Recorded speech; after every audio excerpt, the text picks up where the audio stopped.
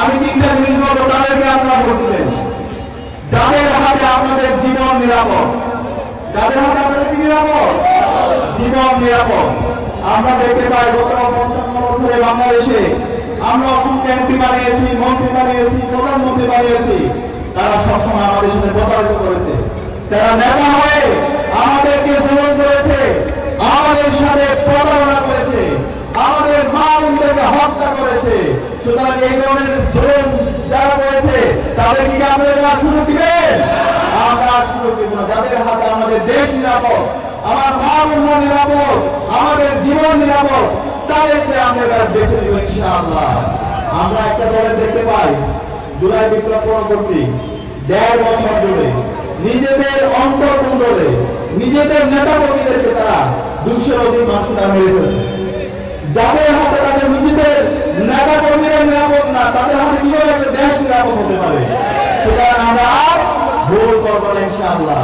আমাদের ইনসাফের প্রতিনিধি দাঁড়িপাল্লা কান্ডারি, যারা সবসময় জলদার কাতারে ছিল, গাজী নজরুল ইসলাম সবসময় জলদার কাতারে ছিল, ডাক্তার শফিকুর রহমান সবসময় জলদার কাতারে ছিল, এবং যারা জলদার কাতারে ছিল, ইনসাফের কান্ডারি, দাঁড়িপাল্লার কান্ডারি, ঐক্যবদ্ধ বাংলাদেশের প্রতিনিধিদেরকে আমরা ব্যাপক ব্যবধান বিজয় করবো ইনশাআল্লাহ। আমরা কি পারবো ইনশাআল্লাহ?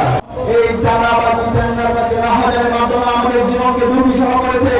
জুলাই বিপ্লব পরবর্তী নতুন বাংলাদেশে ১.৫ বছর তাদের অর্জন দেখি সারা দেশে চাঁদাবাজি, সারা দেশে মানুষের উপর জুলুম করা, মানুষের জায়গা জমি দখল করা, চালের টাকা আত্মসাৎ করা, কৃষকের উপর জুলুম করা, এই ধরনের তাদের আত্মসাৎ আমরা দেখতে পেয়েছি। সুতরাং যাদের হাতে আমাদের সম্পদ নিরাপদ না, তাদেরকে কি আমরা আমাদের নেতা বানাবো? আমরা বানাবো না। আমরা এমন লোককে নেতা বানাবো যাদের হাতে আমাদের সম্পদ নিরাপদ, যাদের হাতে আপনাদের জন্য রাষ্ট্রীয় কোষাগার থেকে যে অর্থ আসবে তার একটা পয়সাও মেরে খাবে না। ইতিমধ্যে আমরা প্রমাণ করেছি আপনাদের নেতা শেরনগরের মাটি ও মানুষের নেতা গাজী নজরুল ইসলাম ভাই ২ বার এমপি ছিল, আপনাদেরকে একটা পয়সাও মেরে খেয়েছে? একটা পয়সাও মেরে খায় নাই। আমাদের ২জন মন্ত্রী ছিল, ৩টা মন্ত্রণালয়ে তাদের দায়িত্ব ছিল। শহীদ মওলানা মতিউর রহমান নিজামী, শহীদ আলী হাসান মোহাম্মদ মুজাহিদ, যেই সময়ে বাংলাদেশ দুর্নীতিতে চ্যাম্পিয়ন হয়েছে, সেই সময়ে এই ২জন মন্ত্রীর বিরুদ্ধে একটা পয়সা দুর্নীতি কেউ দেখাতে পারেনি। সুতরাং আমরা প্রমাণ করেছি, আমরা কথা রেখেছি। সুতরাং আমরা আমাদের প্রতিনিধি বানাবো, নেতা বানাবো, যাদের হাতে আমাদের সম্পদ নিরাপদ, যারা সবসময় আপনার নিরাপত্তার জন্য আবু সাঈদের মতো তাদের ২ হাতে প্রসারিত করে দাঁড়িয়ে যাবে। গত ১৬ বছরে বাংলাদেশের যতগুলো অঞ্চল ছিল সবচেয়ে বেশি জুলুমের শিকার হয়েছে, তার মধ্যে সবচেয়ে বেশি জুলুমের শিকার হয়েছে এই সাতক্ষীরা অঞ্চল, এই শ্যামনগর অঞ্চল। শ্যামনগরে আমার মা বোনরা, আমার ভাইরা, আমার চাচারা, তারা আপোষ কখনো করেনি। বিরোধিতা দিয়ে আমার মা বোনদের, আমার ভাইদের বাড়িঘর ভেঙে দেওয়া হয়েছে। হাজার হাজার আমার ভাই বোনদেরকে আটক করা হয়েছে।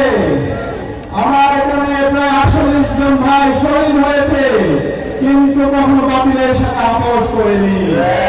সেখানে আজকে আমরা নতুন বাংলাদেশে আপনাদের সবাইকে আমরা স্যালুট জানাচ্ছি, আমার মা বোনদের আমি সালাম জানাচ্ছি, স্যালুট জানাচ্ছি। সারা বাংলাদেশের মুক্তিগামী ছাত্র জনতা, যুবকরা আজীবন শ্রদ্ধার সাথে আপনাদের কুরবানির কথা, আপনাদের আত্মত্যাগের কথা, আপনাদের শাহাদাতের কথা শ্রদ্ধার সাথে স্মরণ রাখবেন ইনশাআল্লাহ। আজকের যে নতুন বাংলাদেশ, আজকের যে আজাদী, সে আজাদীর পেছনে আপনাদের অনেক অবদান আছে। আপনারা যে আমাদেরকে প্রতিবাদের রাস্তা দেখিয়েছেন, আল্লামা আব্দুল্লাহ হোসেন সাঈদীর রায় পরবর্তী সাতক্ষীরা এবং শ্যামনগরের বাসী যেভাবে প্রতিবাদ প্রতিরোধ করে তুলেছিল, সেটা ছিল সারা বাংলাদেশের একটি অনুপ্রেরণার উৎস। সেখানে আমরা সবসময় শ্রদ্ধার সাথে আপনাদের কথাগুলো স্মরণ রাখবো।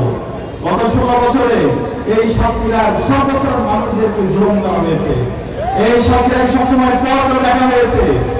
ইনশাআল্লাহ আমরা কথা দিচ্ছি, ইনসাফের পক্ষের প্রতিনিধি দাঁড়িপাল্লার কান্ডারি গাজী নজরুল ইসলাম ভাই আপনাদের সমর্থনকে বিজয় হয়ে এসে ডাক্তার শফিকুর রহমানের নেতৃত্বে আগামী যে বাংলাদেশ হবে সেই বাংলাদেশের স্বপ্ন হবে একটা রোল মডেল ইনশাআল্লাহ।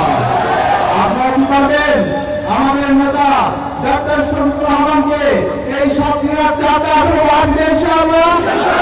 সাতক্ষীরাবাসীর মধ্যে সিদ্ধান্ত নিয়ে নিয়েছে সাতক্ষীরার 4টা আসনে ইনশাআল্লাহ ইনসাফের পক্ষের প্রতিনিধিরা বিজয়ী হবে।